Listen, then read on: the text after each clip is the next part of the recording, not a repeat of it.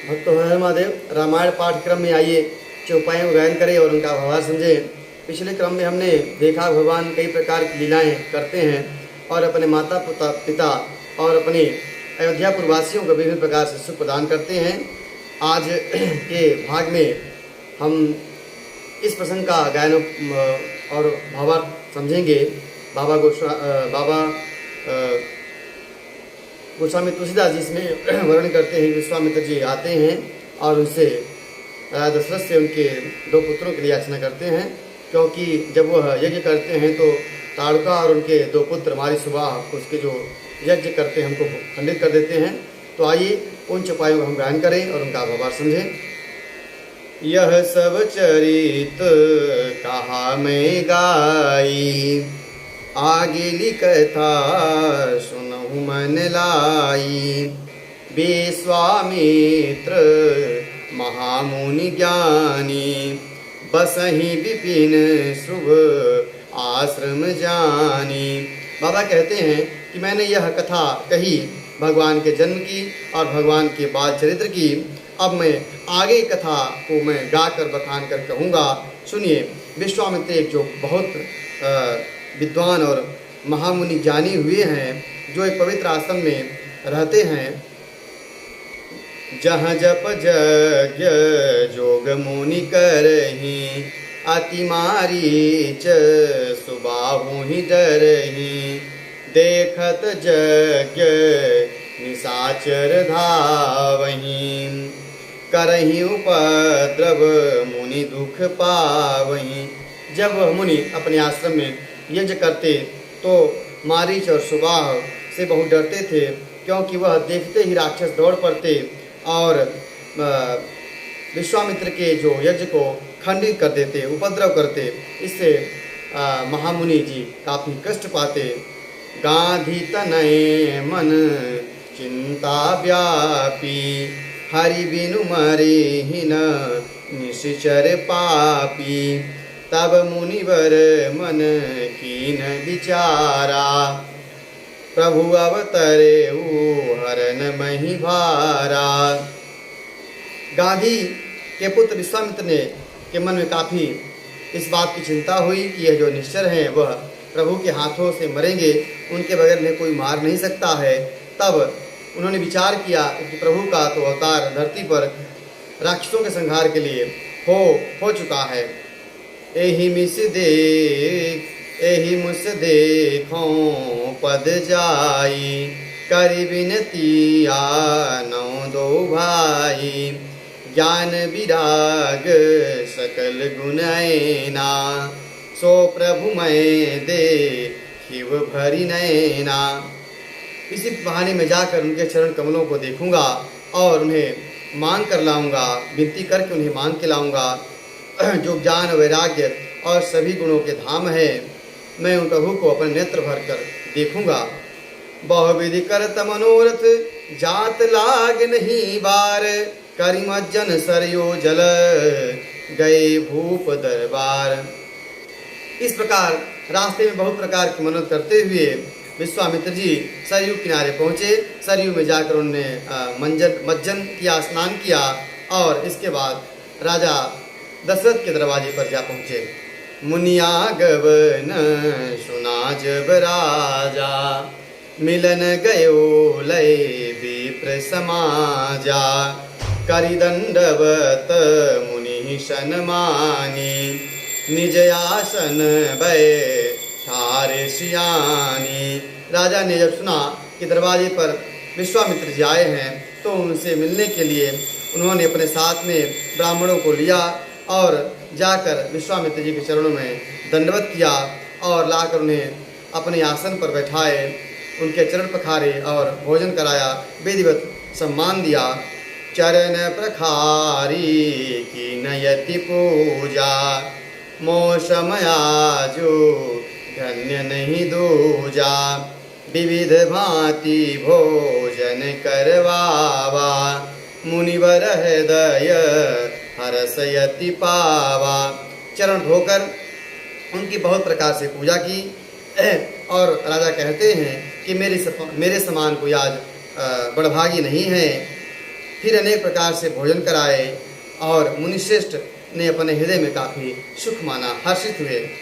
पुनि चरणनी मेले सुतचारी, रामि देखी मुनि देह विसारी।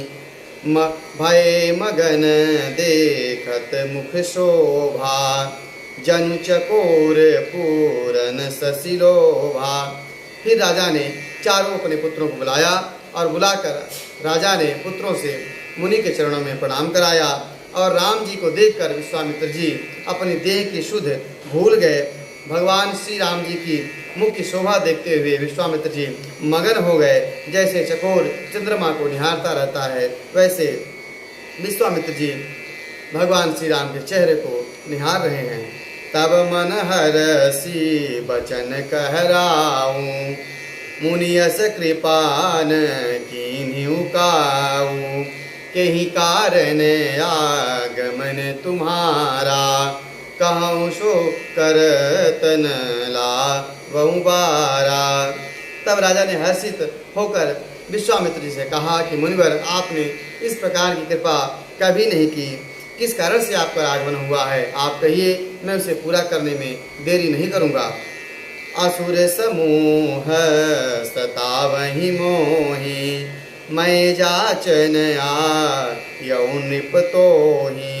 अनुज समेत देहु रघुनाथा, निशिचर बध मैं होव सनाथा। तब विश्वामित्र जी ने कहा कि हे राजन, जब मैं यज्ञ करता हूँ तो असुरों का जो झुंड है वह मुझे परेशान करता है, मेरे यज्ञ को खंडित कर देता है, कभी भी मेरा अनुष्ठान सफल नहीं होने पाता है। इसलिए आप मुझे श्री राम जी को उनके अनुज के साथ, छोटे भाई के साथ दीजिए, और ताकि मैं निश्चरों का वध कराकर सनाथ हो सकूं और निर्भीक यज्ञ कर सकूं। देहु भूप मन हर्षित तजहु मोह यज्ञान, धर्म सुजस प्रभु तुमको इन कहयति कल्याण। हे राजन, मन प्रसन्न करके इन्हें दो और मोह और ज्ञान को छोड़ दो। हे स्वामी, इससे तुमको धर्म और सुयश की प्राप्ति होगी, इससे इनका परम कल्याण होगा। सोनि राजा अति अप्रिय वाणी, हृदय कंप मुख दुति कुमलानी।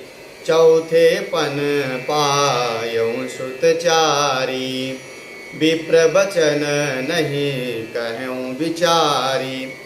तब राजा ने मुनि विश्वामित्र की अप्रिय वाणी सुनकर उनका जो हृदय था वह कांप गया और जो मुख था वह कुम्हिला गया।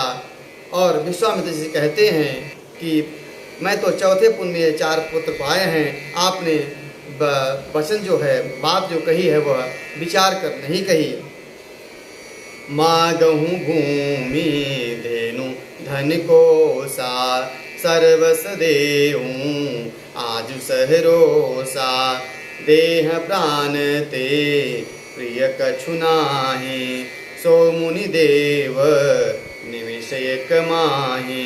हे मुनि, आप पृथ्वी, गौ, धन, खजाना मांग लीजिए, मैं आज बड़े हर्ष के साथ अपना सर्वस्व दे दूंगा। देह प्राण से अधिक कुछ नहीं है, आप उसको भी मांग लीजिए, मैं उसको भी देने के लिए सहर्ष तैयार हूँ। राजा इस प्रकार कहते हैं।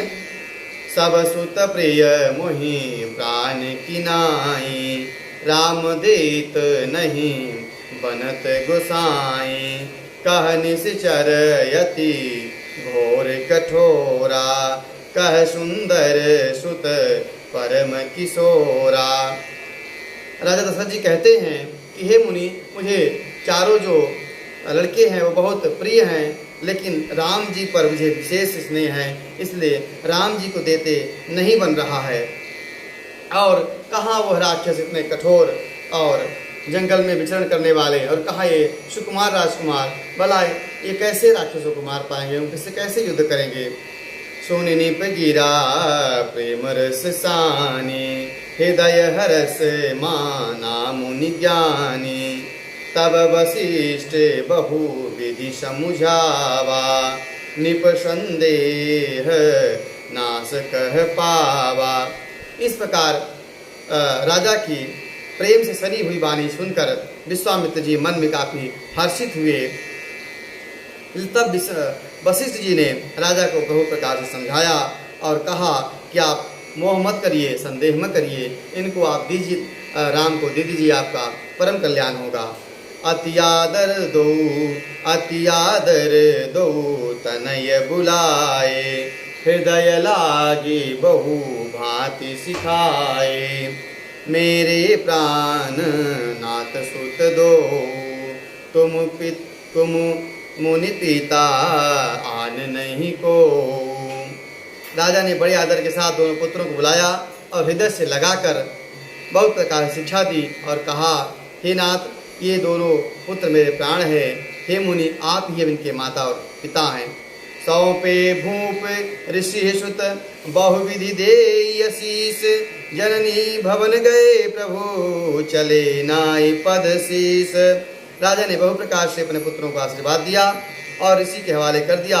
फिर प्रभु माता कौशल्या के यहाँ जाकर उनसे आज्ञा मांगते हैं। पुरुष सिंह दो वीर, हर्ष चले मुनि भय हरन, कृपा सिंधु मति धीर, अखिल विश्व कारण करन। पुरुषों में सिंह रूप दोनों भाई राम लक्ष्मण मुनि जी का भय हरण करने के लिए प्रसन्न होकर चल दिए। वे कृपा के समुद्र, धीर बुद्धि, संपूर्ण के विश्व और पूरे ब्रह्मांड के कारण हैं। आज की कथा यहीं तक। आगे भगवान श्री राम कैसे ताड़का जी का संहार करते हैं और मारीसुबाहु को सदगति प्रदान करते हैं, इस कथा का गायन करेंगे।